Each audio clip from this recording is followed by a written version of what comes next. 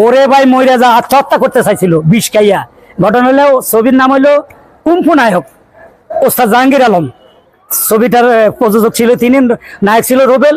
তো এখানে একটা গান ছিল আমার নায়িকার সাথে, রূপের মাইয়া মাইয়া করে লাস্ট গান শেষ পানিতে ডুব দিব।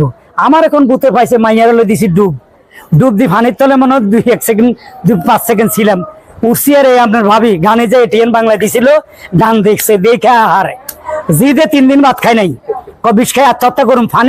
পানির ভিতরে মাইয়া লই কিনলে ডুব দিছ, ডুব দিয়ে কি কাম করছে? আমি কাজটা করলাম, ডুব দিয়ে আবার কি কাম করে? ডাইরেক্টরে বলছে আমি ডুব দিছি, না ডুব দিলে তো আমার পেমেন্ট দিত না, এমনি বুঝাইতাম কি করুন। বড় ছেলে কণ্ঠশিল্পী রুবেল খন্দকার, এটা আপনারা জানেন। আমার বড় মেয়ের জামাই, ছোট ছেলে এরা ইটালি থাকে, নাতিসহ।